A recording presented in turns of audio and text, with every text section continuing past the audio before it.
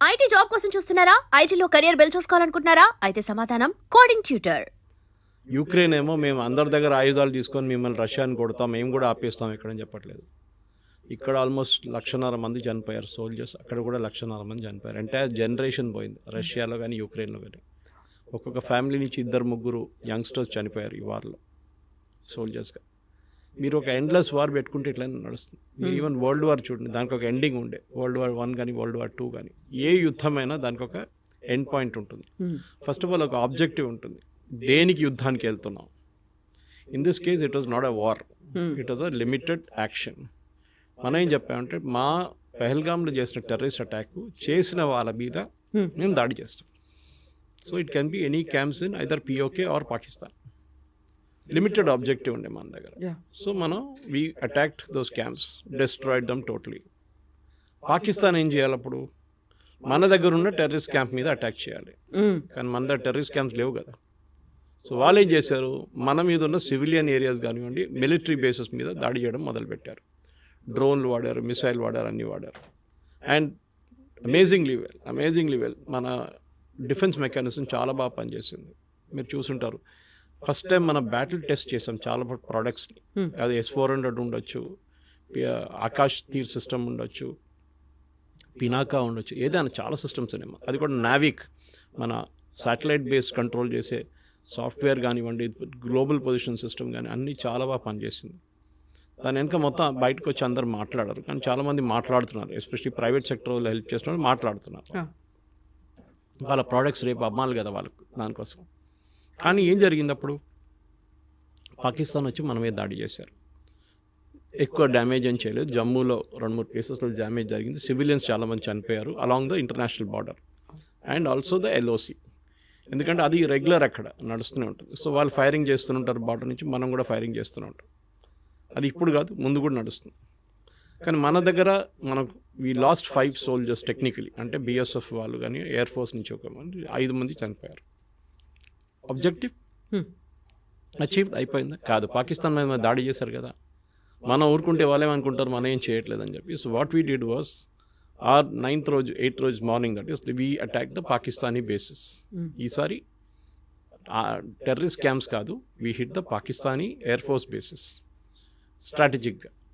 సర్గోడా ఉండొచ్చు, జకోబాబాద్ ఉండొచ్చు, మిగతా చాలా చోట్ల మనం అటాక్ చేసాం. 7 to 8 ప్లేసెస్. దాంట్లో చాలా డ్యామేజ్ జరిగింది పాకిస్తాన్కి, పెద్ద డ్యామేజ్ జరిగింది. అది ఎందుకంటే బేసిక్లీ వాళ్ళు అనుకోలేదు మనం ఇట్లా హిట్ చేస్తామని. ఫస్ట్ ఆఫ్ ఆల్ మనం ఏం చేసామంటే టెక్నికలీ వాళ్ళ ర్యాడర్స్ని జామ్ చేసి పడేసాం మనం. వాళ్ళు చైనీస్ ర్యాడర్ వాడతారు, అది దాన్ని మొత్తం జామ్ చేసి పడేసాం మనం. జామ్ చేసినప్పుడు ఏమైందంటే ఈ జామింగ్తోని మన ఎయిర్క్రాఫ్ట్ ఈజీగా ఎంటర్ చేయగలం. అంటే we never cross the border by the way. ICU మన సుఖాయిస్ కానివ్వండి, మన రఫేల్ కానీ, we never cross the border. Border దగ్గర ఉండి ఫైర్ చేసాం. మన దగ్గర ఉన్న మిసైల్స్, అది ఏదైనా స్కాల్ప్ ఉండొచ్చు, అది హార్పూన్ ఉండొచ్చు, లేకుంటే చాలా మిసైల్స్ ఉన్నాయి మన దగ్గర. ఇజ్రాయలీ ప్లస్ కన్వెన్షన్ మనం తయారు చేసిన దాన్ని కూడా ఉంటుంది. It cause substantial damage. Pakistan భయపడ్డారు. నెక్స్ట్ వాళ్ళకి తెలుసు మనం ఏం హిట్ చేస్తాం. ఇక్కడ దగ్గర మన దగ్గర చాలామంది ప్రేక్షకులు, స్పెషల్లీ మీరు చెప్పిన కీబోర్డ్ వారియర్స్కి తెలియదు పాకిస్తాన్ న్యూక్లియర్ అసెట్స్ని కొట్టాలి మనం అన్నారు. అర్థం చేసుకుంటారు, పాకిస్తాన్ ఒక్క న్యూక్లియర్ అసెట్ కొట్టేస్తే మన ఎంటైర్ రాజస్థాన్ ఖాళీ చేయాల్సి వస్తుంది రేపు. Because that entire radiation Rajasthan వైపు వస్తుంది, గుజరాత్ వైపు వస్తుంది, పంజాబ్ వైపు వెళ్తుంది. బార్డర్స్ అన్ని ఎఫెక్ట్ అవుతాయి. కంప్లీట్ బార్డర్ ఏంటి, even entire half of Rajasthan మీరు నెక్స్ట్ 5,000 yearsకి వాడలేరు. అంత దరిద్రంగా ఉంటుంది. ఆ పొజిషన్కి వస్తే చెర్నోబిల్లో చూసాం మనం ఏం జరిగిందని. Something similar to Chernobyl would happen here. That was a nuclear plant, it's a nuclear attack. మనకి పాకిస్తాన్కి ఒక ఒప్పందం ఉంది, అది కూడా ప్రేక్షకులు చాలామంది తెలియదు. That we have signatory every January 1st of every year మనం ఒక లిస్ట్ ఎక్స్చేంజ్ చేసుకుంటాం. మా దగ్గర ఉన్న న్యూక్లియర్ అసెట్స్ ఈ ప్లేసెస్లో ఉన్నాయి, మీరు దీని మీద దాడి చేయకూడదు. పాకిస్తాన్ ఒక లిస్ట్ ఇస్తారు, మనం వాళ్ళకు ఒక లిస్ట్ ఇస్తాం. ఫర్ ఎగ్జాంపుల్ మన దగ్గర అపార్ట్ ఫ్రమ్ మిసైల్స్ మన దగ్గర చర్లపల్లిలో న్యూక్లియర్ ఫ్యూయల్ కాంప్లెక్స్ ఉంది. భారతదేశంలో ఉన్న అన్ని న్యూక్లియర్ పవర్ ప్లాంట్స్కి ఫ్యూయల్ సప్లై చేసి అక్కడి నుంచి, అంటే వాళ్ళు రాడ్స్ తయారు చేసి పంపిస్తారు, యురేనియం తెప్పించుకుంటారు బయట నుంచి, దాన్ని ప్రాసెస్ చేసి పంపిస్తారు. వాళ్ళు కూడా ఆర్మీ కానివ్వండి, ఎయిర్ ఫోర్స్, నేవీ కోసం ఎక్విప్మెంట్ తయారు చేస్తారు. సో మీరు లిస్ట్ ఇచ్చినప్పుడు మీరు దాని మీద దాడి చేస్తారా? చేయరు కదా, చేయకూడదు. That is the agreement you have. ఏ దేశం అయినా కానీ న్యూక్లియర్ అసెట్స్ మీద ఎప్పుడు దాడి చేయరు. వారికి దాని ప్రభావం వాళ్ళకి తెలుసు ఏమవుతుందని. హిరోషిమా నాగసాకిలో చూసిన తర్వాత next after that nobody has used nuclear weapon, ఎక్కడ వాడలేదు. న్యూక్లియర్ వెపన్ ఒక డెటరెంట్. నా చేతిలో ఒక డండా ఉంది, కొడతాను నేను ఇక్కడ వస్తాయని చెప్పేసి బెదిరించడంలో ఉంటుంది. బియాండ్ దట్ వాళ్ళు ఏం చేయరు. కన్వెన్షనల్ వెపన్స్ వాడుకుంటారు. కానీ పాకిస్తాన్ ప్రాబ్లం ఏంటంటే పిచ్చోన్ చేతిలో రాయిలాగా అయిపోయింది న్యూక్లియర్ మిసైల్. ఎక్కడ వాడుకుంటారు? ఎందుకంటే న్యూక్లియర్ బటన్ అనేది ఒక కమాండ్ బటన్ ఉంటుంది. న్యూక్లియర్ మిసైల్ ఫైర్ చేయాలంటే ఏదో ఒక టెస్ట్ చేయడం కాదు, it goes right from political leadership నుంచి. భారతదేశంలో ప్రైమ్ మినిస్టర్ దగ్గర ఉంటుంది. డిఫెన్స్ మినిస్టర్ ఆథరైజ్ చేయాలి, ప్రైమ్ మినిస్టర్ బాటమ్ లెవెల్ నుంచి పైకి వెళ్తుంది. ఆర్మీ చీఫ్ ఆథరైజ్ అడుగుతారు, డిఫెన్స్ మినిస్టర్ ఎస్ అని చెప్తారు, ప్రైమ్ మినిస్టర్ ఓకే అని చెప్తారు. Then again it goes down the line. Protocol అనేది ఉంది. పాకిస్తాన్లో లేదు. పాకిస్తాన్లో ద సివిలియన్ ప్రైమ్ మినిస్టర్కి ఎప్పుడు అథారిటీ లేదు. ఇప్పుడు కాదు, ఇప్పటి నుంచో అయూబ్ ఖాన్ టైం నుంచి పర్వేజ్ ముషరఫ్ దాకా ఎవరికి అథారిటీ లేదు. ఇప్పుడు అసిమ్ మునీర్. ఇప్పుడు చూడండి, మీరు ఆ రోజు మన మార్కో రూబియో మాట్లాడినప్పుడు he spoke to Asim Munir and then he spoke to Shahbaz Sharif. అదే టైంలో వెన్ ఈ కాల్డ్ భారతదేశం ఫోన్ చేసినప్పుడు మోదీ గారితో మాట్లాడారు, మన ఆర్మీ చీఫ్తో మాట్లాడలేదు, ద్వివేది గారితో. That's a difference. ఎందుకంటే భారతదేశంలో పొలిటికల్ లీడర్షిప్ దగ్గర కంట్రోల్ ఉంది కంప్లీట్గా, పాకిస్తాన్లో లేదు. పాకిస్తాన్లో గెలిచిన పొలిటికల్ పార్టీ లీడర్ జైల్లో ఉన్నారు, ఇమ్రాన్ ఖాన్. ఓడిపోయిన పొలిటికల్ లీడర్ ప్రైమ్ మినిస్టర్గా కూర్చున్నారు. అది పాకిస్తాన్ డెమోక్రసీ అన్నమాట. సో మీరు అడిగిన ప్రశ్నకి ఈ సీజ్ ఫైర్ అనేది, దీనికన్నా ముందు కూడా సీజ్ ఫైర్ ఉంది మనకి. 2021లో ఒక బ్రేక్ అయింది, కానీ దాని తర్వాత సీజ్ ఫైర్ ఉంది మనకి రెగ్యులర్గా. ఈ కేసులో కూడా we never use the word ceasefire. వాళ్ళ డీజీఎంఓ కాల్ చేసి, director general military operations call చేసి 3 గంటలకు అట్లా కాల్ చేసి ఆ రోజు let us stop the firing. మనం బార్డర్ ఫైరింగ్ ఒకటే కాదు కదా, we fired missiles into Pakistan. BrahMos వాడారంటున్నాం, అది కూడా మనం ఇంకా కన్ఫర్మ్ చేయట్లేదు. సో ఆ పరిస్థితికి వచ్చినప్పుడు we are kept quiet. We said okay fine, we will check with the political leadership. Check చేసి తిరిగి వచ్చి 5 గంటలకు కన్ఫర్మ్ చేస్తాం, ఎస్ నేను ఆపేస్తాను, మీరు డ్రోన్లు పంపించకండి, మీరు మిసైల్ పంపించకండి, మేము కూడా మీ మీద ఫైర్ చేయం. ఆ పరిస్థితిలో ఉన్నాం ఇప్పుడు. పాజ్ అన్నారు మోదీ గారు, ఆపలేదు. ఒక సెసేషన్. రేపు మన మీద భారతదేశంలో పాకిస్తాన్ నుంచి వచ్చిన వాళ్ళు ఎవరైనా దాడి చేస్తే we will hit back again, the war will start. War అని మనం ఇంకా డిక్లేర్ చేయలేదు దాన్ని, యుద్ధం అని ఎక్కడ చెప్పలేదు. మనం లిమిటెడ్ ఎంగేజ్మెంట్ అంతే. చాలా క్లియర్గా చెప్పాం. మన ఫస్ట్ ప్రెస్ కాన్ఫరెన్స్ మీరు గుర్తుంటుంది, కర్నల్ సోఫియా ఖురేషి కానివ్వండి, wing commander Vyomika Singh and foreign affairs secretary mystery గారు ఉన్నప్పుడు వాళ్ళు క్లియర్గా చెప్పారు, నాన్ ఎస్కలేటరీ అని ఒక వర్డ్ వాడారు. అంటే ఇక్కడే ఆపేస్తున్నా, దీనికన్నా పైకి వెళ్ళట్లేదు, మేము అయిపోయింది, మా ఆబ్జెక్టివ్ కానీ మీరు మళ్ళీ మా మీద వచ్చి దాడి చేస్తాం, మళ్ళీ మేము చేస్తాం. సో పాకిస్తాన్ చేసిన తప్పది. వాళ్ళకి ప్రాబ్లం ఏంటంటే వాళ్ళ దగ్గర టెర్రరిస్టు ఆర్మీ కలిసి ఉంటారు. ఎప్పుడు ఆర్మీ నుంచి మీరు చూసుంటారు, ఒక ఫ్యూనరల్ సెరమనీలో పాకిస్తాన్ లెఫ్టినెంట్ జనరల్ వెళ్ళారు, అక్కడున్న డిప్యూటీ కమిషనర్ వెళ్ళారు ఆ సిటీది. ఎందుకు వెళ్ళారు? One of the terrorist killed was a senior army officer. కానీ వీళ్ళేం చేస్తారంటే ఈ ఆర్మీ ఆఫీసర్ని టెర్రరిస్ట్ క్యాంప్కి డెప్యూట్ చేస్తారు ట్రైనింగ్ కోసం. మనం ఆ రోజు కొట్టినప్పుడు ఈయన మీద పడ్డది బాంబు వచ్చి, 3 చనిపోయారు. సో దానికోసం ఆయన కాఫిన్ మీద మీరు చూసుంటారు ఫ్లాగ్ ఉండే, పాకిస్తానీ జెండా. That is it. And funeral, state funeral ఇచ్చారు వాళ్ళు. సో స్టేట్ ఫ్యూనరల్ టెర్రరిస్ట్కి ఇవ్వరు.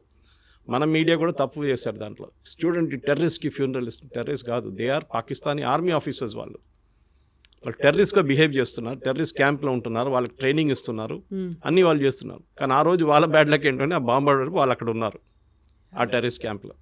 సో డెఫినెట్ అక్కడ మనం ఆపేస్తాం. సో మన ప్రేక్షకులు అర్థం చేసుకోవాలంటే యుద్ధం అనేది చాలా ఎక్స్పెన్సివ్ ప్రాసెస్, కోట్లు ఖర్చు అవుతుంది. ఒక SU-400 నుంచి ఒక మిసైల్ ఫైర్ చేస్తే మనకి ఎన్ని $500,000 పోతుందా, $1 million పోతుందా, లేకుంటే ఎన్ని కోట్లు, 10 కోట్లు పోతుందా, 15 కోట్లు పోతుందా అని చూడాలి. మనం ఏదో ఫ్రీగా కాదు కదా, మనం ఒక్కొక్కసారి రష్యా దగ్గర తెప్పించుకుంటే దాని ఎక్విప్మెంట్ మనం మొత్తం 5 దానికి $5.2 billion కట్టాం మనం. దాంట్లో బ్యాటరీస్ 45,000 కోట్లు దాకా, బ్యాటరీస్ ఫైర్ చేసే బ్యాటరీస్ ఉండొచ్చు. ఏదైనా ఇప్పుడు మీరు ఇజ్రాయలీ ఐరన్ డోమ్ చూడండి, ఐరన్ డోమ్ నుంచి ఫైర్ చేసిన ఒక మిసైల్కి cost is $1 million. Incoming missile అది $20,000 కూడా ఉండదు, కానీ డిస్ట్రాయ్ చేయడానికి ఇంకా ఎక్కువ కాస్ట్ పెట్టాల్సి వస్తుంది. సో మనం దానికన్నా ఆకాష్ తీర్ వాడాం, ఇట్స్ లెసర్ కాస్ట్. ఇప్పుడు కొత్త టెక్నాలజీలో ఈవెన్ ఇజ్రాయెల్ టెస్ట్ చేస్తున్నారు, మనం కూడా టెస్ట్ చేస్తున్నాం, లేజర్ వాడుకుంటున్నాం. అంటే మీకు ఫిజికల్గా ఏం ఫైర్ చేయట్లేదు, లేజర్తో డిస్ట్రాయ్ చేస్తున్నారు దాన్ని, ఇన్కమింగ్ మిసైల్. సో కాల్పు విరమణ అనేది ఇట్స్ అ ప్రాసెస్. మోదీ గారు చెప్పిన దాని ప్రకారం ఇక్కడైనా ఇప్పటి నుంచి మన మీద దాడి చేస్తే, పాకిస్తాన్ నుంచి వచ్చిన తీవ్రవాదులు మన దగ్గర వచ్చి కాశ్మీర్ కానివ్వండి మిగతా ఎక్కడైనా వచ్చి దాడి చేస్తే we will start again. So ఒక భయం, దీనికన్నా ముందు ఈ భయం లేకుండే పాకిస్తాన్కి. ఇప్పుడు వాళ్ళు చేస్తారా? చేయరు. ఎందుకంటే వాళ్ళకి తెలుసు మన కాల్పు విరమణ చేసింది ఈ కండిషన్ మీద, ఇది వైలేట్ చేస్తే మళ్ళీ మేము స్టార్ట్ చేసేస్తాం, మళ్ళీ మమ్మల్ని తప్పు పట్టకండి. This is what it is.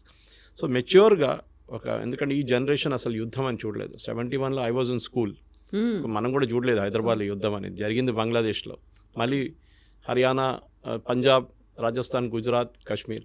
ఎప్పుడు చూడండి యుద్ధాల్లో వీరే ఎఫెక్ట్ అవుతారు మ్యాక్సిమం, అక్కడే చాలామంది చనిపోతారు.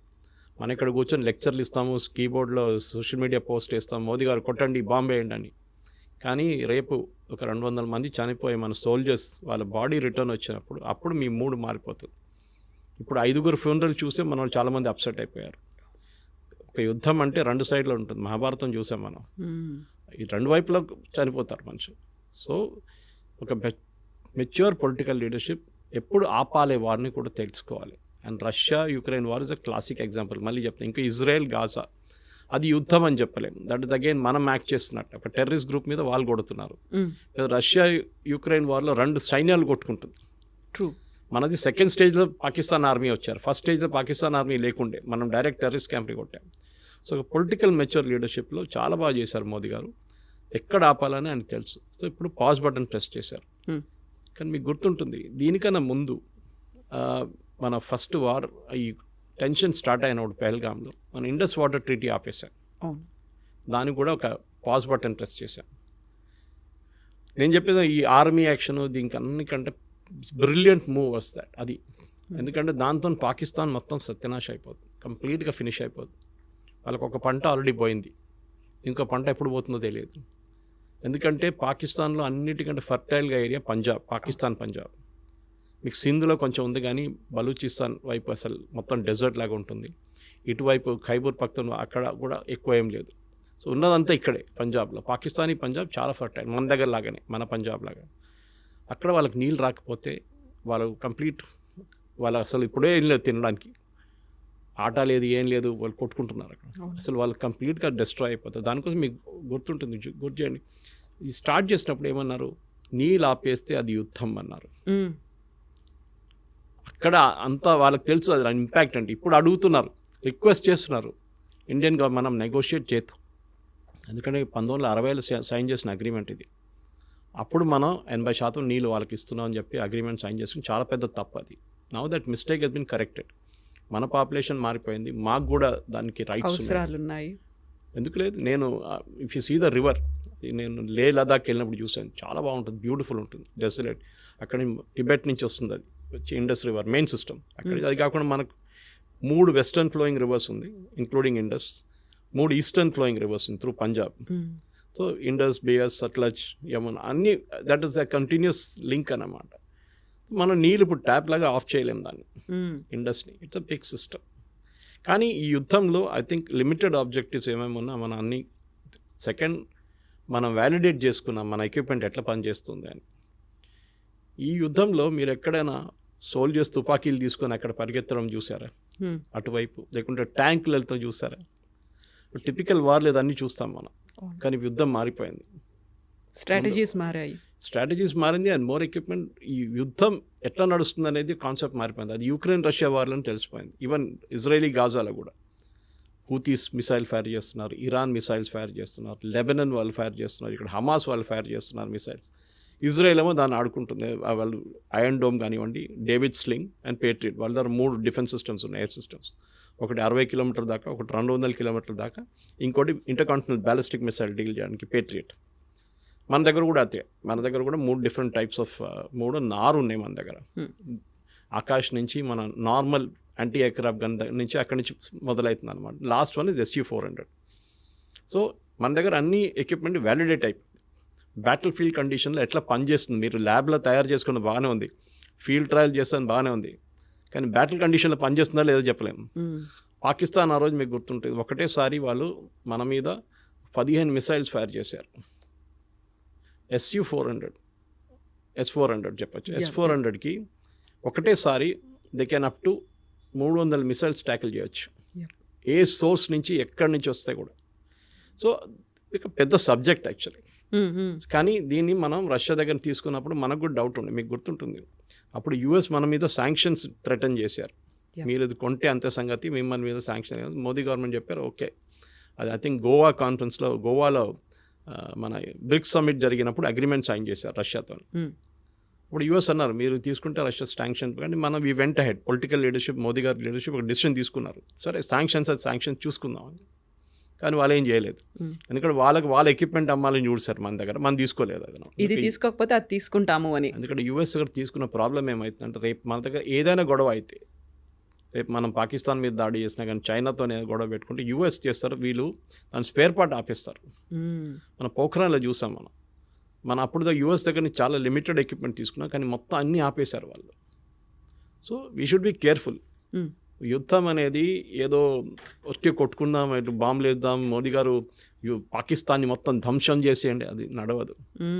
ఈవెన్ పిఓకే ఇష్యూ కూడా దానికన్నా పెద్ద ఇష్యూ. కాకపోతే ఇప్పుడు ఇంత అయిన తర్వాత సడన్గా విక్రమ్ మిస్త్రీ గారి మీద పడ్డారు. ఆయన అబ్యూజివ్ కామెంట్స్ అనేవి ఉన్నాయి, ట్రోల్స్ అనేవి ఉన్నాయి. ఏం జరుగుతుంది అనేది క్లారిటీ మిస్ అవుతోందా, లేకుంటే they are in a mood, at any cost మనం వెళ్ళిపోవాలి, కొట్టేయాలి, స్వాధీనం చేసుకోవాలి, ఈ ఒక ఎమోషన్ని క్రియేట్ చేసింది ఆ అట్మాస్ఫియర్ ఎందువల్ల అంటారు? ఇప్పుడు ఏమైపోతుందంటే ఇది ఒకటే ఇష్యూ కాదు, క్రికెట్ మ్యాచ్ నడుస్తున్నప్పుడు ఇదే ఇష్యూ ఉంటుంది. ఒక క్రికెట్ మ్యాచ్ ఓడిపోతే సంగతి అంతే, వీళ్ళందరూ కలిసి ధోని మీదనో క్యాప్టెన్ ఎవరున్నా విరాట్ కోహ్లీయా లేకుంటే రోహిత్ శర్మ ఇవే పడతారు వీళ్ళందరూ కలిసి. సో మన దగ్గర ప్రాబ్లం ఏంటంటే, నేను చెప్పాను కదండి, మన దగ్గర డ్రాయింగ్ రూమ్లో కూర్చొని ఐపీఎల్ చూసుకుంటా ధోని దగ్గర బ్యాటింగ్ ఎట్లా చేయాలని చెప్తారు మన వాళ్ళు. True, they are all experts. ఒక వీక్ బడ్జెట్ వచ్చినప్పుడు అందరు బడ్జెట్ ఎక్స్పర్ట్స్, ఫైనాన్స్ ఎక్స్పర్ట్స్ అయిపోతారు. క్రికెట్ మొదలైతే అందరు క్రికెట్ ఎక్స్పర్ట్స్ అయిపోతారు. దాని తర్వాత ఇప్పుడు యుద్ధం వచ్చినప్పుడు అందరు యుద్ధం అన్ని వార్ ఎక్స్పర్ట్స్ అయిపోతారు. మీరు కూర్చొని మోదీ గారికి అడ్వైస్ ఇవ్వక్కర్లేదు. మీరు చూసుంటారు, పెహల్గాం జరిగిన తర్వాత 5 రోజుల తర్వాత చాలామంది నా దగ్గర స్టూడియోస్లో అడిగారు ప్రశ్న, మోదీ గారు అంటే ఏం చేయట్లేదు, ఎందుకంత సైలెంట్గా ఉన్నారు, హిందీలో అడిగారు నా దగ్గర, మోదీ బాంబ్ క్యో नहीं डाल रहा है. నేను చిన్నపిల్లల ఆట కాదు ఇది. ఫస్ట్ ఆఫ్ ఆల్ ప్లానింగ్ ఉండాలి, ఇంటెలిజెన్స్ ఉంటుంది. ఎక్కడెక్కడ వాళ్ళ టెర్రర్ క్యాంప్స్, వాళ్ళ దగ్గర 24 టెర్రర్ క్యాంప్స్ ఉంది పాకిస్తాన్. మనం కొట్టింది 7 నుంచి 9, దాంట్లో 14 మిసైల్ యూస్ చేసాం మనం. ఒక స్పాట్లో మనం 3 సార్లు కొట్టాం. మీరు చూసుంటారు ఆ వీడియో వాళ్ళు చూపించిన దాంట్లో. సో ఆ పరిస్థితికి రావాలంటే 14, మీరు గుర్తుంటుంది మన ఉరి జరిగిన తర్వాత సర్జికల్ స్ట్రైక్స్ 9వ రోజు జరిగింది. పుల్వామా జరిగిన తర్వాత బాలాకోట్ స్ట్రైక్ 13వ రోజు చేసాం. ఈసారి 14వ రోజు చేసాం. టైం అన్నిటికీ ప్లానింగ్ ఉంది, ఎందుకంటే వాళ్ళు రెడీగా కూర్చున్నారు అక్కడ. పహల్గాం కాగానే ఇండియా అటాక్ చేస్తారని వాళ్ళకి తెలిసిపోయింది, టెర్రరిస్ట్ కానివ్వండి పాకిస్తాన్ ఆర్మీ. కానీ ఒక వారం తుపాకీ కూర్చొని పట్టిన మనిషి ఒక వారం తర్వాత అంటాడు ఏంటి ఎవరు రావట్లేదు, ఇది బోర్ కొడుతుంది కదా, మనం ఎంత కూర్చోవాలి చెప్పేసి పక్కన రిలాక్స్ అయిపోతారు. ఆ టైంలో కొట్టాలి. That is very important. Sun Tzu అని చెప్పి చైనీస్ ఫిలాసఫర్ ఉన్నారు, చాలా ఫేమస్, మీరు చదువుంటారు, ఆర్ట్ ఆఫ్ వార్ అని ఒక బుక్ రాశారు. దాంట్లో ఈ always says you should catch the enemy unprepared. చాలా ఇంపార్టెంట్. ప్రిపేర్డ్ ఉన్నప్పుడు మనం మిసైల్ ఫైర్ చేస్తే వాళ్ళు ఫైర్ చేస్తారు, మనకేం అడ్వాంటేజ్, మళ్ళీ మన మీద ధ్వంసం ఎక్కువైపోతుంది. వాళ్ళు ఈ షుడ్ మొత్తం ప్లానింగ్ చేసుకున్న తర్వాత, డీటెయిల్ ఇంటెలిజెన్స్ వచ్చిన తర్వాత మనం కరెక్ట్గా హిట్ చేసాం. వాళ్ళు కూడా అడ్మిట్ చేస్తున్నారు ఇంతమంది చనిపోయారని చెప్పి. ఒక ప్లేస్లో అయితే ఏదో మస్జిద్ లోపల మహిళలు పిల్లలు అందరు చనిపోయారన్నారు. రాత్రి 1 గంటకు ఈ మహిళలు పిల్లలు మస్జిద్ లోపల ఏం చేస్తున్నారండి, ఎందుకున్నారు అక్కడ? అక్కడే మీకు క్వశ్చన్ వచ్చేది. ఇట్ వాజ్ నాట్ ఎ మస్జిద్ పేరు పెట్టుకున్నారు అంతే. అది ప్లేస్ చూడండి, అది ఇప్పుడు మీరు గూగుల్కి వెళ్ళి ఆ మస్జిద్ పేరు కొడితే పర్మనెంట్లీ క్లోజ్డ్ అని వస్తుంది. సో మొన్న కూడా పాకిస్తాన్ ప్రైమ్ మినిస్టర్ వెళ్ళి మేము మళ్ళీ మస్జిద్ని కట్టేస్తాం మళ్ళీ మొత్తం, అంటే వచ్చిన ఫండ్స్ ఐఎంఎఫ్ దగ్గర నుంచి ఫండ్ దీనికి వాడుకుంటారు వాళ్ళు. ఇక మనకు ప్రాబ్లం లేదు, వాళ్ళు ఏమని చేసుకోవచ్చు. ప్రాబ్లం ఈజ్ పాకిస్తాన్ ఆర్మీకి సర్వైవ్ చేయడానికి టెర్రరిజం కావాలి వాళ్ళకి. ఇప్పుడు కాదు, 35 సంవత్సరాల నుంచి చేస్తున్న పని వాళ్ళది. ఆఫ్ఘనిస్తాన్లో టెర్రరిస్ట్ని తయారు చేయడం, ఫస్ట్ ఐసిస్, దాని తర్వాత Al-Qaeda, first Taliban, Al-Qaeda, ISIS, దాని తర్వాత మొత్తం ధ్వంసం అయిన తర్వాత ఇప్పుడు తాలిబాన్ టేక్ ఓవర్ చేసుకున్నారు ఆఫ్ఘనిస్తాన్. సోవియట్స్ పారిపోయారు, మరి తర్వాత యుఎస్ పారిపోయారు, నేటో పారిపోయారు. ఇప్పుడు ఎక్కడికి పంపించాలి టెర్రరిస్ట్ అంతని? ఎక్కడో వాడుకోవాలి కదా. నేను ఎప్పుడు దీన్ని భస్మాసుర్ ఎఫెక్ట్ అని చెప్తాను. దీన్ని భస్మాసుర్కి వరం ఇచ్చిన తర్వాత టెస్ట్ చేయడానికి శివ భగవాన్ తల మీద పెడదాం అనుకున్నారు. పాకిస్తాన్ సంగతి అంతే. ఇప్పుడు పాకిస్తాన్ తల మీద తేరికా తాలిబాన్ వచ్చి కొడుతున్నారు, అటువైపు నుంచి బలూచిస్తాన్ వాళ్ళు కొడుతున్నారు. ఇటువైపు టెర్రరిస్ట్ కూర్చున్నారు. వాళ్ళు అంటున్నారు మన ఇండియాకి పోకపోతే మేమేం చేయాలంటున్నారు. ఏం పని ఉంది మాకు ఇంకా? ఇక్కడ అని. సో దే ఆర్ సర్వైవింగ్ దానికోసం. ఇటువంటి పాకిస్తాన్ ఆర్మీ, పాకిస్తాన్ పొలిటీషియన్స్ అందరూ వచ్చేది పంజాబ్ నుంచి, పంజాబ్ నుంచి 90% ఒక ఎక్సెప్షన్ ఇమ్రాన్ ఖాన్ అట్లాంటి వాళ్ళు ఉండొచ్చు, కానీ మిగతా అందరూ అక్కడి నుంచి వస్తారు. వీళ్ళకి మాఫియా, వాళ్ళు అక్కడే ఎన్షూర్ చేసుకుంటారు. ఈ ఏరియా నుంచి వచ్చిన వాళ్ళే. మీరు ఎప్పుడైనా ఖైబర్ పఖ్తూన్ఖా లేకుంటే బలూచిస్తాన్ నుంచి ఒక ప్రధానమంత్రి, ఒక ఆర్మీ చీఫ్ పేరు విన్నారా? ఎప్పుడు లేదు. వీళ్ళు అక్కడి నుంచి ఉంటారు. సో వీళ్ళని మనం ఈసారి కొట్టినప్పుడు భవాల్పూర్ కొట్టాం మనం, which was a very emotional hit for them. ఎందుకంటే వాళ్ళు ఎప్పుడు అనుకోలేదు మనం కొడతామని. పాకిస్తాన్ వైపు, అది కూడా పాకిస్తాన్ పంజాబ్లో అటాక్ చేయడం అని చాలా, వాళ్ళు ఎప్పుడు వాళ్ళ డ్రీమ్స్లో కూడా కళ్ళు కూడా రాదు వాళ్ళకి. కొట్టాం మనం. అదొక సైకలాజికల్ బ్లో ఉండేవారు. దాని తర్వాత మీకు తెలుసు రెస్ట్ ఆల్ ఈజ్ హిస్టరీ అని చెప్పేటట్లు మనం చాలా కొట్టాం. దాని తర్వాత వాళ్ళు వచ్చి మన దగ్గర మనం విరామణ చేసుకుందాం, మనం ఇప్పుడు ఒక ఒప్పందం లాగా చేసుకుని, ఒప్పందం ఎక్కడ సైన్ చేయలేదు. We are not signed any agreement. కానీ ఇప్పటికీ ఒక స్టేల్ మేట్, ఇప్పుడేం లేదు. ఒక టైమ్అవుట్ అంటారు ఫుట్బాల్లో, టైమ్అవుట్ తీసుకున్నాం. అది 5 నిమిషాలు ఉండొచ్చు, 5 రోజులు ఉండొచ్చు, 5 నెలలు ఉండొచ్చు, 5 సంవత్సరాలు ఉండొచ్చు. ఏ రోజు మన మీద నెక్స్ట్ దాడి జరిగిందో ఆ రోజు మనం వి విల్ హిట్ బ్యాక్. ఇప్పుడు పహల్గామ్ జరిగి ఆల్మోస్ట్ 1 నెల కాబోతుంది. మీరు చూడండి, ఒక్క అటాక్ కూడా మనమే జరగలేదు. జరిగితే Modiji will give next authorisation, కొట్టండి ఈసారి అని చెప్పేసి. ఆల్రెడీ వాళ్ళ చాలా మటుకు ధ్వంసం చేస్తాం, వాళ్ళ ఎవాక్స్ని ధ్వంసం చేస్తాం, వాళ్ళ ఫైటర్ ఎయిర్క్రాఫ్ట్ని ధ్వంసం. వాళ్ళు కూడా చాలా మటుకు కాంట్రవర్సీ క్రియేట్ చేశారు. మేము రఫాల్ 5 రఫాల్, 1 రఫాల్, 3 సుఖాయిలు, 2 మిగ్లు కొట్టుపడేస్తామని చెప్పేసి. నిన్ననే government of India detailed statement ఒకటి ఇష్యూ చేశారు through press information bureau. And వాళ్ళ లాంగ్వేజ్లో ఒక ఎయిర్క్రాఫ్ట్ అంటే అసెట్ అంటారు దాన్ని. All our assets are intact అని చెప్పి పెద్దగా సపరేట్గా ఇచ్చారు వాళ్ళకి బాక్స్ లైన్లో. మనది ఒక్క ఎయిర్క్రాఫ్ట్ కూడా పోలేదు, ఒక ఎయిర్ ఫీల్డ్ కూడా అటాక్ కాలేదు. దానికోసం మీరు చూసుంటారు, మోదీ గారు కాగానే, ఈ సీజ్ ఫైర్ కాగానే మోదీ గారు ఫస్ట్ విజిట్ ఆదంపూర్కి వెళ్ళారు. Adampur second biggest air force base మనది. ఎందుకు వెళ్ళారంటే వీళ్ళేం చెప్పారు, మేము ఆదంపూర్ మీద మిసైల్ కొట్టాం పాకిస్తాన్ వాళ్ళు అన్నారు, మొత్తం ధ్వంసం చేసాం, అక్కడ ఉన్న SU-400ని ధ్వంసం చేసి అక్కడ ఉన్న ఫైటర్ ఎయిర్క్రాఫ్ట్ అని పోయిందని. మోదీ గారు వెళ్ళి నిలబడి, ఆప్టిక్స్ అంటారు మన ఇంగ్లీష్లో, లెఫ్ట్ షోల్డర్ మీద SU-400, రైట్లో ఒక మిగ్ నిలబడింది, MiG-29. That is optics. Modi గారు వచ్చింది ఆయన నార్మల్ ఎయిర్క్రాఫ్ట్లు కాదు, మిలిటరీ ఎయిర్క్రాఫ్ట్లో ల్యాండ్ అయ్యారు. అంటే runways working, systems are working, లేకుంటే ల్యాండ్ గారు. అదే టైంలో Pakistan army chief, Pakistan prime minister మొన్న ఏదో వాళ్ళ బేస్కి వెళ్ళారు. ఎయిర్ ఫోర్స్ బేస్కి వెళ్ళలేదు, ఆర్మీ బేస్కి వెళ్ళారు. అది కూడా ఎట్లా వెళ్ళారు, కార్లో జీప్లో వెళ్ళారు. దట్ మీన్స్ వాళ్ళ దగ్గర ఉన్న ఎయిర్ ఫోర్స్ బేస్ ధ్వంసం అయిపోయింది, అక్కడ ల్యాండ్ చేయలేమని చాలా క్లారిటీ వచ్చేస్తున్నారు. సో యుద్ధం అనేది మన వాళ్ళు కూడా దే షుడ్ అలౌ పొలిటికల్ ఎస్టాబ్లిష్మెంట్ని వాళ్ళ పని చేయనియండి, వాళ్ళకి తెలిసి ఏం చేయాలని చెప్పి. విక్రమ్ మిస్త్రీ గారి మీద చేసిన దాడి ఐ థింక్ మన దేశంలో ఒక కల్చర్ అయిపోయింది. ఎవరైనా మీ ఒపీనియన్కి వ్యతిరేకంగా ఏమైనా చెప్పారంటే వాళ్ళ మీద ట్రోల్ చేస్తారు. He's only a messenger. ఆయన ఒక స్టేట్మెంట్ తీసుకొచ్చి చెప్పారు అంతే. ఆయన కాదు డిసైడ్ చేసింది, పొలిటికల్ లీడర్షిప్ డిసైడ్ చేశారు. He's a messenger. ఇంగ్లీష్లో అంటారు ఇప్పుడు డోంట్ షూట్ ద మెసెంజర్ అని. మనం చేసిన పని అది.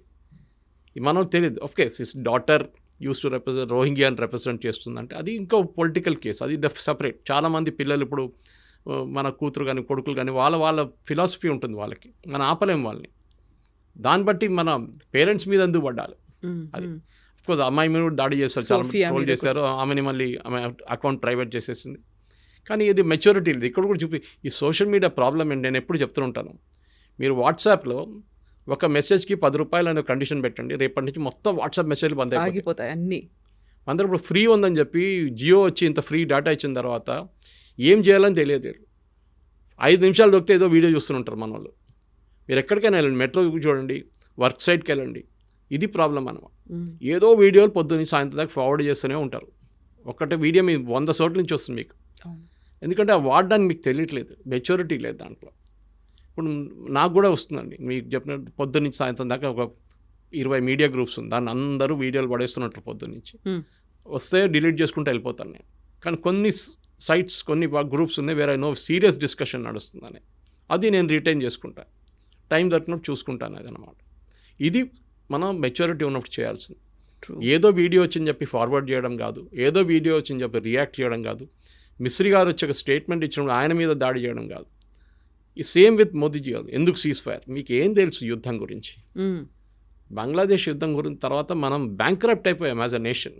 చెప్పాను చూడండి, కంప్లీట్గా బ్యాంక్రప్ట్. 5 సంవత్సరాలు మనకు బయటపడడానికి టైం తీసుకున్నాం. ట్యాక్స్ పెంచాల్సి వచ్చింది. రేపు ఇదే చెప్తారు మోదీ గారు, సరే యుద్ధం చేద్దాం పాకిస్తాను, పని చేస్తాను, పెట్రోల్లో 10 రూపాయలు పెంచేస్తానంటే అందరు ఏడుస్తారు, వద్దు నాకు యుద్ధం వద్దు ఏమొద్దు అంటారు. అప్పుడు ఇది ప్రాబ్లం. అది యుద్ధం ఫ్రీగా నడవదు కదా, దానికి డబ్బులు కావాలి. నేను చెప్పినట్టు మిసైల్ ఫైర్ చేయాలన్నా కానీ మిగతా ఏం చేయాలన్నా మనకు డబ్బులు కావాలి. సరే మనం అప్పుడు చేసాం కూడా, we had put a cess at that time. చైనాతో జరిగిన కూడా సెస్ పెట్టాం మనం, డబ్బులు కావాలి. ఇప్పుడు అందరూ అంటున్నారు మేము జిఎస్టీ కడుతున్నాం కదా, బాగా చేశారు మీరు, జిఎస్టీ బాగానే వాడుకుంటున్నారని చెప్పి. ఏది తెలియదు అసలు. ఎక్విప్మెంట్ ఎప్పుడు కొన్నాము, ఇప్పుడున్న మన దగ్గర అకాక్ గన్స్ అంటాం, మన యాంటీ ఎయిర్క్రాఫ్ట్ గన్స్ ఎప్పటి నుంచో వాడుకుంటున్నాం, ఆకాష్ తీర్ తయారు చేసాం, మన నాలెడ్జ్ వాడుకున్నాం మనం. ఈసారి ప్రతిసారి ఇంకొక కామెంట్ వస్తుంది, ఆరోపణ వస్తుంది, అన్నిటికంటే ఎక్కువగా డిఫెన్స్ కోసం ఎందుకు అంత ఖర్చు పెడుతున్నారు, రక్షణ బలగాల మీద అంత ఖర్చు పెట్టి బడ్జెట్ కేటాయించాల్సినటువంటి అవసరం ఏముంది అనే ఒక మాట ఉంటుంది చూడండి. ఈసారి ఇప్పుడు ఎవరైనా చెప్తారా నెక్స్ట్ బడ్జెట్లో పెంచమంటారు. చాలామంది నా ఫ్రెండ్స్ రాసుకున్నారు, కావాలంటే ఫండ్ ఎస్టాబ్లిష్ చేసే గవర్నమెంట్ మేము డొనేట్ చేస్తాం అని చెప్పి. చూడండి, మూడు మారిపోయింది ఇప్పుడు సడన్గా. ప్రాబ్లం ఎక్కడ వస్తుందంటే, ఫస్ట్ ఆఫ్ ఆల్ ఈ లిమిటెడ్ ఎంగేజ్మెంట్లో చాలా ఒక పెద్ద అది చాలామంది ప్రేక్షకులకు అది చూడలేదు. ఈవెన్ ఈ డిఫెన్స్ కాల్డ్ డిఫెన్స్ ఎక్స్పర్ట్ కూడా మాట్లాడలేదు. మన దగ్గర ఈసారి ఈ ఆకాష్ తీర్ కానివ్వండి, యాంటీ ఎయిర్క్రాఫ్ట్ గన్స్ వాడింది అగ్నివీర్ అని చెప్పి యంగ్స్టర్స్ని తీసుకున్నారు లాస్ట్ 3-4 సంవత్సరాలు. వాలంటీర్స్ లాగా వాళ్ళు there limited service, short service commission అంటాం మిలిటరీలో. ఈవెన్ ఆఫీసర్స్ కూడా షార్ట్ సర్వీస్ కమిషన్ చేసుకుంటారు చాలామంది. మేజర్ లెవెల్లో they will retire and civilian లైఫ్లో వెళ్ళిపోతారు. అగ్నివీర్ తీసుకొచ్చి ఎంత పెద్ద గొడవ చేసాం మీకు గుర్తుంటుంది. రాహుల్ గాంధీ కానీ మిగతా వాళ్ళు కానీ ఇక్కడ తగలబెట్టారు, ఫైరింగ్ జరిగింది. ఈ యంగ్స్టర్ ఇప్పుడు వస్తున్న యంగ్స్టర్స్కి వాళ్ళ దగ్గర స్కిల్ ఉంది, టెక్నికల్ స్కిల్. మీరు చూడండి, ఐటీఐలో వెళ్ళి ఎక్కడో చదువుకుంటాడు, అందరు ఇంజనీర్లు కాదు కదా, కొంతమంది ఉండొచ్చు. ఈ చేసుకున్న వాళ్ళు ఎందుకంటే నాకు తెలిసిన ఒక బ్రిగేడియర్ ఎక్కడ ఉన్నప్పుడు Secunderabad, he was training Agniveer and he told me, ఆయన చెప్పారు నా దగ్గర, సురేష్ వీళ్ళంతా బ్రిలియంట్ తెలుసా, వీళ్ళకి ఒక ట్యాంక్ ఇచ్చి 2 నెలలు మీరు ట్యాంక్ మీద పనిచేయండి, దాన్ని తిప్పి మొత్తం అక్కడ ఇప్పి ఎక్కడ పెట్టండి అంటే తర్వాత మొత్తం ట్యాంక్ నిప్పేసి రిటర్న్ ఫిట్ చేస్తారు నెల లోపల అంటున్నారు. మా దగ్గర 40 సంవత్సరాల నుంచి ఉన్న వాళ్ళకి చేయలేకపోతున్నారు. సో ఈ యంగ్స్టర్స్ ఉన్నాయి ఇప్పుడు తీసుకునే యంగ్స్టర్స్ వాళ్ళు చాలా మట్టుకు టెక్నాలజీతోని ఫ్రీక్వెంట్గా వాళ్ళు హ్యాండిల్ చేస్తూనే ఉంటారు. వేరస్ ఈ ఓల్డర్ జనరేషన్కి ఆ కేపబిలిటీ లేదు. నెక్స్ట్ మన ఆర్మీ యావరేజ్ ఏజ్ కూడా తగ్గింది, పెన్షన్స్ అండ్ శాలరీస్ అది కూడా తగ్గింది. పెద్ద ఆర్మీ ఇప్పుడు చూస్తున్న ఇట్లాంటి యుద్ధాల్లో మనకు పెద్ద ఆర్మీ ఏం అక్కర్లేదు. మనకు కావాల్సింది టెక్నాలజికలీ కాంపిటెంట్గా ఉన్న మనుషులు కావాలి, అబ్బాయిలు అమ్మాయిలు కానీ. ఇప్పుడు కూడా జరిగిన ఈ యుద్ధంలో నాకు తెలిసిన మట్టుకు కాన్ఫిడెన్షియల్ సోర్స్ నుంచి చాలా ఈ కంట్రోల్ రూమ్స్ హ్యాండిల్ చేస్తుంది వాస్ విమెన్. ఎందుకంటే వాళ్ళు కూడా టెక్నికలీ కేపబుల్గా చాలామంది ఉన్నారు. సో అది మీరు either it be ATCs or అక్కడ కూర్చొని డ్రోన్ హ్యాండిల్ చేస్తున్న వాళ్ళు ఉండొచ్చు, మిసైల్ ఫైర్ చేస్తున్న ఉండొచ్చు, వీళ్ళందరూ రాడార్ని కాన్సిస్టెంట్గా చూస్తూనే ఉన్నారు. అది ఒక కేపబిలిటీ, అనలైజ్ చేయడం, ఏ మిసైల్ ఎక్కడ ఫైర్ చేయాలని చెప్పేసి, అది ఎక్కడి నుంచి వస్తుంది, ఎంత స్పీడ్లో వస్తుంది ఆ మిసైల్ అని చెప్పేసి, it coming at 2.5 times the speed of sound, లేదు నార్మల్ మిసైల్ పంపిస్తున్నారా, బ్లాండ్ డ్రోన్ పంపిస్తున్నారా, లోడెడ్ డ్రోన్ పంపిస్తున్నారా, దీస్ ఆల్ అనలైజ్ చేయాల్సి వస్తుంది అన్నమాట. సో మీకు టెక్నికలీ కాంపిటెంట్ యంగ్స్టర్స్ కావాలి ఆర్మీలో. సో నేను నెక్స్ట్ జనరేషన్ రిక్రూట్ చేస్తున్నాడు కావాలంటే కంపల్సరీగా మినిమం ఐటీఐని పెట్టండి. అట్లీస్ట్ ఐటీఐలో కొంతమంది వెళ్ళి చదువుకుంటారు. ఇప్పుడు ఐటీఐకి వెళ్ళినోడు ఏం పని లేనోడు అక్కడికి వెళ్తారని చెప్పి ఒక కాన్సెప్ట్ వచ్చేస్తుంది అన్నమాట. అది కాకుండా ఇప్పుడు ఇట్లా చూపిస్తే కొత్తగా ట్రైనింగ్, ఆర్మీ వాళ్ళు కూడా వాళ్ళ ఎక్విప్మెంట్ ఇచ్చి ట్రైనింగ్ చేపిస్తే ఐటీఐలో రెడీమేడ్గా వాళ్ళకి ప్రోడక్ట్స్ దొరుకుతారు, వాళ్ళకి ఒక టాలెంట్ వచ్చేస్తుంది, మ్యాన్ పవర్ వచ్చేస్తుంది వాళ్ళకి. ఇది జరగాలి. సో ఫ్యూచర్ ఆఫ్ వార్ఫేర్ అనేది ట్యాంకులు కాదు, ఉంటుంది ట్యాంక్ లేదని చెప్పట్లేదు, ఈవెన్ సోల్జర్స్, ఇన్ఫెంట్రీ కాదు, ఉండొచ్చు, అది కూడా ఉంటుంది, ఇన్ఫెంట్రీ యూస్ ఇన్ఫెంట్రీకి ఉంటుంది. కానీ మనం జాగ్రఫీ కోసం వెళ్ళట్లేదు. రష్యా యుక్రెయిన్ జాగ్రఫీ కోసం కొట్టుకుంటున్నారు. మేము 100 కిలోమీటర్లు గుంజుకుంటాం మీ దగ్గర నుంచి, వీళ్ళేమో మేము దగ్గర నుంచి 100 కిలోమీటర్లు గుంజుకుంటాం. మనకు ఆ ప్రాబ్లమే లేదు. మీరు పిఓకే గురించి రెఫరెన్స్ చెప్పారు ఒకసారి. పిఓకే తీసుకోవడం చాలా ఈజీ, మాట్లాడడం again drawing room situation. PoK గుంజుకుంటాం మనం. ఈవెన్ అప్పుడప్పుడు అమిత్ షా గారు కూడా అన్నారు, ఫస్ట్ ఆఫ్ ఆల్ పిఓకే తీసుకుంటే అక్కడున్న టెర్రరిస్ట్ని మొత్తం మనం తీసుకోవాలి కదా. అవును కదా. అక్కడున్న ముస్లిం పాపులేషన్ మనతో వాడారు, వాళ్ళు పాకిస్తాన్ వాళ్ళు మన దగ్గరికి ఎందుకు వస్తారండి? ఆ కల్చర్ డిఫరెంట్గా ఉంది. కల్చర్ ఒకటే కాదు, ఇప్పుడు మీరు రేపు వెళ్ళి నేను బంగ్లాదేశ్ కాన్కర్ చేస్తాను అంటే బంగ్లాదేశ్ వాళ్ళు ఎందుకు వస్తారు భారతదేశంతో? రారు. వాళ్ళంటే మాది స్వతంత్రం, ఇది పిఓకే ఉండొచ్చు, పాకిస్తాన్ ఆక్యుపైడ్ కాశ్మీర్ ఉండొచ్చు, కానీ అక్కడ ఉన్న వాళ్ళు పాకిస్తానీ వాళ్ళు, ఇప్పుడు కాశ్మీర్ వాళ్ళు కాదు. అది జనరేషన్లు మారిపోయాయి. అక్కడ వాళ్ళు పాపులేషన్ రీసెటిల్ చేశారు. పంజాబ్ వైపు నుంచి, సింధు వైపు నుంచి చాలామందిని తీసుకొచ్చి రీసెటిల్ చేశారు పిఓకేకి. పాపులేషన్ మేట్రిక్స్ మారిపోయింది. రెండోది, మీరు ఇండియన్ పాపులేషన్ తీసుకుంటే ఇదే బీజేపీ వాళ్ళు ఏడుస్తారు రేపు, అరే అందరు ముస్లిమ్స్ వచ్చేసారు, 10 లోక్సభ సీట్లు వాళ్ళకి పోయింది ఇప్పుడు అని చెప్పేసి. సో మీరు ప్రాక్టికల్గా అగైన్ చెప్పడానికి చాలా ఈజీ. పిఓకేకి తీసుకుందాం, మోదీ గారు వెళ్ళండి బాంబు పంపి 2 బాంబులు పడేయండి, అది కాదు, అంత ఈజీ కాదు. మన దగ్గర ఉన్న కాశ్మీర్ని ముందు మేనేజ్ చేసుకుందాం మనం, తర్వాత పిఓకే గురించి మాట్లాడదాం. It's an unsettled issue. అది ఇప్పుడు కాదు, హిస్టారిక్లీ 1948లో రాజా హరి సింగ్ అడిగినప్పుడు నెహ్రూ హెల్ప్ చేయలేదు టైంలో. ఆ రోజు టైంలో హెల్ప్ చేసి ఉంటే ఇండియన్ ఆర్మీని పంపిస్తే మనకి పిఓకే ప్రాబ్లమే లేకుండా పిఓకే కూడా మన దగ్గర ఉండిపోతుండే. అక్కడ ఉన్న 2 చోట్ల మనకు పనికొస్తుంది. ఒకటి గిల్గిత్ బాల్టిస్తాన్, న్యాచురల్ రిసోర్సెస్ చాలా ఉన్నాయి అక్కడ, టంగ్స్టన్ కానివ్వండి, మీరు లిథియం కానివ్వండి, చాలా ఉంది అక్కడ.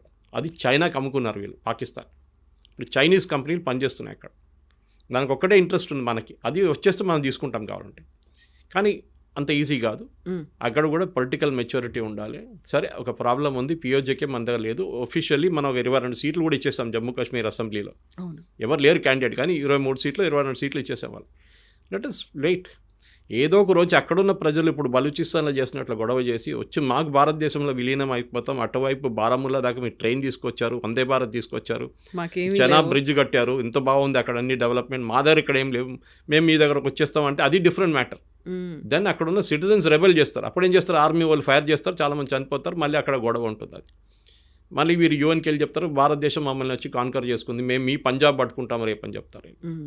ఆల్ ప్రాబ్లమ్స్ కెన్ అక్కర్, అన్నీ జరగవచ్చు. సో ఒక పొలిటికల్ మెచ్యూర్ లీడర్షిప్లో మన ప్రేక్షకులు కూడా, మన సిటిజన్స్ కూడా మెచ్యూరిటీ ఉండాలి. మీరు చూడండి, ఓల్డర్ జనరేషన్ ఇట్లా బిహేవ్ చేయట్లేదు. వాళ్ళు చూశారు యుద్ధం అనేది అని, వాళ్ళు they have gone through it.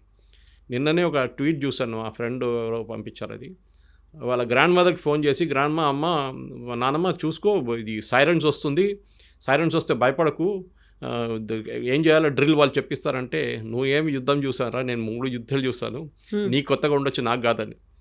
So వాళ్ళు they have gone through it. So మనం కూడా రిలాక్స్గా పొలిటిక్, ఇప్పుడు మనకు కావాల్సిన ఆబ్జెక్టివ్, మనం we should be more focus, మన ఎకానమీ గురించి ఫోకస్ చేసుకోవాలి ఎక్కువ, అక్కడున్న డెవలప్మెంట్ గురించి. ఆర్మీలో మీరు చెప్పినట్ల బడ్జెట్ చాలా మటుకు కేటాయించడం కొంచెం చేంజ్ చేయాల్సి వస్తుంది. ఇక్కడికి టెక్నాలజీ మీద, ఆయుధాలు కొనడం ఒక్కటే కాదు, టెక్నాలజీ మీద, లేటెస్ట్ టెక్నాలజీ. ఇక్కడ హైదరాబాద్లో ఉన్న కంపెనీ ఒక మిసైల్లో అక్కడ వెళ్ళి పడినప్పుడు మీరు చూస్తుంటారు, అనంత్ టెక్నాలజీస్ అని, వాళ్ళ ఈమెయిల్ ఐడి కూడా ఉండేది, అది పాకిస్తాన్లో చూపిస్తున్నారు. అక్కడ దాకా వెళ్ళి కొట్టామన్నమాట. సో మన దగ్గర ఉన్న చాలా ప్రైవేట్ సెక్టర్ కంపెనీస్ ఉన్నాయి. బెంగళూరులో కంపెనీ ఆ డ్రోన్స్ అని తయారు చేస్తుంది వాళ్ళే, suicide drones. So private sector చాలా మటుకు ఈ ఫీల్డ్లో వస్తున్నారు. హెచ్ఏఎల్, బిఈఎల్ ఒకటి కాదు, ఇస్రో కాదు, వీళ్ళు కూడా వస్తున్నారు. సో వాళ్ళని కూడా తీసుకొని మన నెక్స్ట్ జనరేషన్ని ఒక స్మార్ట్ వార్ఫేర్ సిస్టమ్ తయారు చేయడానికి మనం ఉపయోగించుకోవాలన్నమాట. ఏదో ఇంజనీరింగ్ చేయడం కాదు, దిస్ షుడ్ బి ఏదో దేశానికి పనికి రావాలి, అది చాలా ఇంపార్టెంట్. సో బయలాటరల్ రిలేషన్స్కి సంబంధించి చూస్తే ఇప్పుడు ఒక పాజ్ చేశాము అంటే వెనకాల ట్రంప్ ఉన్నారు, అమెరికా ఒత్తిళ్లకు తలొగ్గాము అనేది ఒకదాంతో పాటుగా ఇక్కడ ఉన్నటువంటి టర్కీ, అజర్బైజాన్ పాకిస్తాన్కి హెల్ప్ చేస్తున్నాయి కాబట్టి వాళ్ళతో అన్నిటినీ మనం స్టాప్ చేసుకున్నాము అనేది.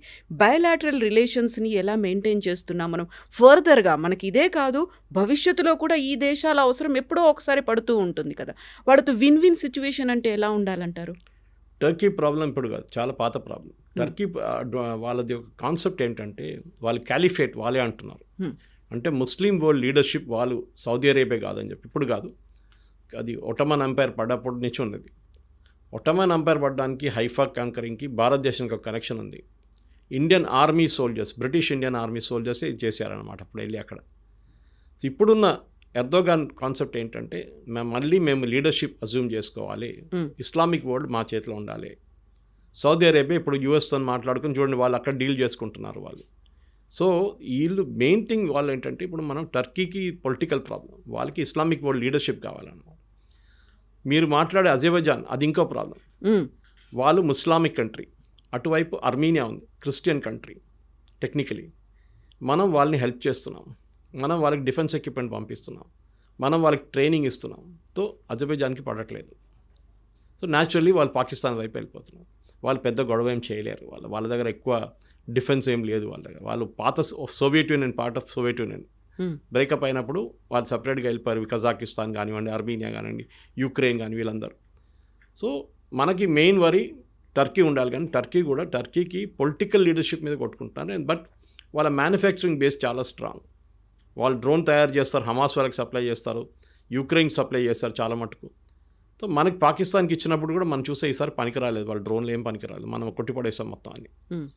So we need not worry. నడవేనండి, మనం ఎకనామిక్ బాయ్కాట్ ఇప్పుడు చేస్తున్నాం, ట్రావెల్ టూరిజం బంద్ చేసేస్తున్నాం, అదని చేస్తున్నాం. That is very useful. Universities tie up బంద్ చేసేస్తున్నాము. అది కాకుండా మెజగాన్ డాక్లో పెద్ద ఒక సబ్మెరీన్ క్యాన్ మ్యానుఫ్యాక్చరింగ్ టర్కీతో పెట్టుకున్నాం, అది క్యాన్సిల్ చేయబోతున్నాం. వాళ్ళ ఎయిర్లైన్ హ్యాండ్లింగ్ సిస్టమ్ చూసాం మనం, గ్రౌండ్ హ్యాండ్లింగ్, అది కూడా క్యాన్సిల్ చేసేసాం. సో టర్కీకి ఎక్కడో ఒకటి పడుతుంది ఇది, ఎందుకంటే పాకిస్తాన్ నుంచి వాళ్ళకి డబ్బులు ఏమి రావు, పాకిస్తాన్కి డబ్బులు ఇవ్వాల్సి వస్తుంది వాళ్ళు, ఎందుకంటే పాకిస్తాన్ దగ్గర ఏం లేవు డబ్బులు. సో అదొక పొలిటికల్ సిచ్యువేషన్. అప్పుడు నెక్స్ట్ ట్రంప్ గురించి అడిగారు మీరు. ట్రంప్ స్టేట్మెంట్ చూడండి, మారిపోయింది. నిన్న రాత్రి నేను యాక్చువల్లీ ఇన్వాల్వ్ కాలేదు, కానీ నేను కొంచెం హెల్ప్ చేశాను అట్లా అని చెప్పి. ట్రంప్ ఏం చూస్తున్నారంటే ఒక నోబెల్ ప్రైజ్ రావచ్చా నాకని చూస్తున్నారు, peace prize, Nobel peace prize. ఎందుకంటే దీనికన్నా ముందు ఇట్సాక్ రబీన్ అండ్ యసీర్ అరాఫాత్ చేసిన అగ్రిమెంట్, బిల్ క్లింటన్ వీళ్ళకి నోబెల్ ప్రైజ్ వచ్చింది కదా, నాకు కూడా రావాలని చెప్పేసి. కానీ రష్యాతో ట్రై చేశారు, రష్యా యుక్రెయిన్ వార్ ఎండ్ చేస్తే మేజర్ అచీవ్మెంట్ నాది, నేను రాగానే నెల లోపల నేను ఖతం చేసేస్తానన్నారు. కానీ రష్యా పట్టించుకోవట్లేదు, యుక్రెయిన్కి అసలు పని లేదు. ఇక్కడ భారతదేశం పాకిస్తాన్ వచ్చినప్పుడు చిన్న ఒక ఆపర్చునిటీ దొరికింది కదా, ఇది తీసుకుందాం అని చెప్పి హైజాక్ చేశారు దాన్ని. కానీ మళ్ళీ భారతదేశం డినై చేశారు, మనం డినై చేసాం. ఏం ట్రంప్ అసలు ఇన్వాల్వ్డే లేరు దీంట్లో, మార్కో రూబియో మాట్లాడే, ట్రంప్ ఎక్కడ రోల్లే లేరు. నిన్న ఆయన స్టేట్మెంట్ మార్చేశారు, నేను సరే కరెక్టే ఇన్వాల్వ్ కాలేదు, కానీ నేను హెల్ప్ చేశాను కదా అంటున్నా. ట్రేడ్ గురించి అన్నారు, దట్ నేను ఇది చేయకపోతే ట్రేడ్ బంద్ చేస్తాను అంటున్నాడు. ఇప్పుడు అంటున్నారు అట్లా నేనేం చెప్పలేదు, వీ షుడ్ ట్రేడ్ అన్నారు అంతే. భారతదేశాన్ని ట్రంప్ కాదు ఎవరైనా ఇగ్నోర్ చేయలేరు, అంత పెద్ద మార్కెట్ మన మార్కెట్. నిన్న కూడా వెన్ ఈ మేడ్ అ స్టేట్మెంట్, టిమ్ కుక్కి చెప్పారంట, యాపిల్ది మ్యానుఫ్యాక్చరింగ్ ఫెసిలిటీ ఇక్కడ పెట్టుకోకండి, ఆల్రెడీ ఉంది కదా, కొత్తదేం కాదు, చైనాని షిఫ్ట్ చేస్తున్నా ఇక్కడ తీసుకొస్తున్నారు. మనకి ఆల్రెడీ యాపిల్ మ్యానుఫ్యాక్చరింగ్ ఫెసిలిటీ ఇండియాలో ఉంది. ఈ శాంక్షన్స్ రెజ్యూమ్ వచ్చినప్పుడు 5 plane load full Apple iPhones మనం యూఎస్ పంపించాం ఇక్కడ నుంచి. సో అప్పుడు దాంట్లో ఒక స్టేట్మెంట్ అన్నారు, పోషన్ స్టాండ్, ఒక లైన్ ఏంటంటే India can take care of itself. చూడండి, అమెరికన్ ప్రెసిడెంట్ అన్న, మీరేం వాళ్ళకి వెళ్ళి టెక్నాలజీ ఇవ్వక్కర్లేదు, వాళ్ళు తయారు చేసిన వాళ్ళే తయారు చేసుకుంటే వాళ్ళకి కేపబిలిటీ ఉందని చెప్పి. So that is a positive statement. కానీ మన వాళ్ళ ట్రంప్ వచ్చి చేశారని చెప్పి అక్కడ కాంగ్రెస్ వాళ్ళు గొడవ చేస్తున్నారు. ఇప్పుడు ట్రంప్ నేనేం చేయలేదు అంట, ఇప్పుడు ఏం చెప్తారండి? ఇప్పుడు will you now say that no Trump agree చెప్పిందే కరెక్ట్ అని? ఆయన పబ్లిసిటీ కోసం చెప్తారు, ఆయనకు మన అందరికి తెలుసు, ఇవాళ చెప్పింది రేపు మార్చేస్తాడు స్టేట్మెంట్. ఫర్ పొలిటికల్ డొమెస్టిక్ కానివ్వండి, ఇంటర్నేషనల్ కానివ్వండి, ఆయనకేం లేదు. ఇప్పుడు ఏం కావాలంటే బేసికలీ ఇంకా 3.5 సంవత్సరాలు ఉంది, దాని తర్వాత ఈ కెనాట్ బి బ్యాక్. అమెరికాని I want make America great again. అమెరికాలో మ్యానుఫ్యాక్చరింగ్ అందరిని తీసుకొస్తాను. అమెరికాలో ఇవాళ ప్లాంట్ మొదలు పెడితే మీకు 3 సంవత్సరాలు పెడుతుంది ప్లాంట్ రెడీ కావడానికి. అప్పుడు కొత్త ప్రెసిడెంట్ వచ్చేస్తారు అప్పుడు. సో ట్రంప్ని పక్కన పెడతాం, is not involved in this, అందరికి తెలిసిపోయింది. కానీ మన ఏంటంటే మన దేశంలోనే పాకిస్తాన్ నవ్వుతున్నారు మన మీద, రాహుల్ గాంధీ వీడియోలు పెట్టి, సిద్ధరామయ్య వీడియోలు పెట్టి, మనం ఇంటర్నల్లీ మనం కొట్టుకుంటున్నాం. ఇది మన ఇప్పుడు కాదు, చాలా సంవత్సరాల నుంచి, సెంచరీస్ నుంచి సేమ్ ప్రాబ్లం. మన దగ్గర మంగోల్స్ వచ్చారు, ఆఫ్ఘాన్స్ వచ్చారు, మొఘల్స్ వచ్చారు, బ్రిటిష్ వచ్చారు, పోర్చుగీస్, వీళ్ళందరూ వచ్చి ఇక్కడ పరిపాలించారు. వాళ్ళు ఎందుకు చేశారంటే మన వాళ్ళు యునైటెడ్ కలిగారు ఇక్కడ. మనం ఎప్పుడు కొట్టుకుంటాం, మనమే కొట్టుకుంటాం, రాజులు కొట్టుకుంటారు, బయట వాడు వచ్చి కూర్చున్నాడు ఇక్కడ. సో ఈ పరిస్థితుల్లో we should take care of our self, అంతే. యునైటెడ్గా ఉండాలి. కానీ మన దేశంలో డెమోక్రసీ కొంచెం ఎక్కువ అయిపోయింది. అప్పుడప్పుడు నాకు అనిపిస్తుంది ఏదో ఒక డిక్టేటర్షిప్ ఉంటే బాగుంటుంది, డిక్టేటర్షిప్ ఉండాల్సిందే. ఇందిరాగాంధీ గారు చూసుంటారు, ఒక టైంలో షీ వాజ్ అ డిక్టేటర్, కానీ అప్పుడు పనిచేస్తుంది, ట్రైన్లని టైంకి వస్తుండే, అన్నీ చేస్తుండే అప్పుడు ఆ టైం ఎమర్జెన్సీలు. But that is not ideal situation. కానీ పొలిటికల్ అగైన్ రాహుల్ గాంధీ లాంటి వాళ్ళకి పొలిటికల్ మెచ్యూరిటీ లేదు. ఖర్గే గారు ఏం మాట్లాడుతున్నారు ఆయనకే తెలియదు. యూపీలో ములాయం సింగ్ సారీ మన అఖిలేష్ యాదవ్ ఏం మాట్లాడుతున్నారు ఆయనకు తెలియదు. నేనేదో చెప్పారు, ఎయిర్ మార్షల్ భారతి గురించి స్టేట్మెంట్ ఇచ్చారు, ఆయన బ్రాహ్మణ్ అని చెప్పి. తర్వాత చూస్తే ఆయన is Yadav. So these people have absolute caste base కొట్టుకుంటున్నారు, ప్రైవేట్ సెక్టర్ రిజర్వేషన్స్ అంటున్నారు. సో మనం బయట ఈ should not become a laughing stock అంటాం ఇంగ్లీష్లో. బయట వాళ్ళు మన మీద నవ్వకూడదు, ఏంట్రా వీళ్ళు ఇట్లా మాట్లాడుకుంటున్నారు. ఇజ్రాయెల్ చూడండి, వాళ్ళ మీద ఇంత పెద్ద అక్టోబర్ 7th అటాక్ జరిగిన తర్వాత కూడా వాళ్ళ మీద ఇంటెలిజెన్స్ ఫెయిలియర్ అది ఇదేం మాట్లాడలేదు. తర్వాత చూసుకుందాం, అదంతా ముందు హమాస్ని ఖతం చేద్దాం. హెజ్బుల్లాని ఫినిష్ చేసేస్తారు, ఇక్కడ హమాస్ని ఫినిష్ చేస్తారు. That is the first priority. Opposition leader క్యాబినెట్లో కూర్చున్నారు, ఇక్కడేమో నాకు పార్లమెంట్ సెషన్ కావాలంటున్నారు. మోదీ గారు వచ్చి స్టేట్మెంట్ ఇస్తే ఏమైనా అయిపోతుంది, అక్కడ అన్నీ అయిపోతుంది, అన్ని ప్రాబ్లమ్స్ సార్ట్ అవుట్ అయిపోతుంది. రైట్ నౌ మనం అలర్ట్లో ఉన్నాం, వాళ్ళు ఎప్పుడైనా రిటర్న్ దాడి చేయవచ్చు, ఇంకో టెర్రరిస్ట్ అటాక్ జరగవచ్చు. Let us be careful. యునైటెడ్గా ఉండాలి. కానీ భారతదేశంలో యునైటెడ్గా ఉన్నది ఒక కాన్సెప్ట్ బహుశా ఇప్పుడు రాదు. We will never be united. మనం ఎప్పుడు డివైడ్ అయి ఉంటాం. అది క్యాస్ట్ బేసిస్ ఉండొచ్చు, రిలీజియన్ బేస్ ఏదైనా ఉండొచ్చు.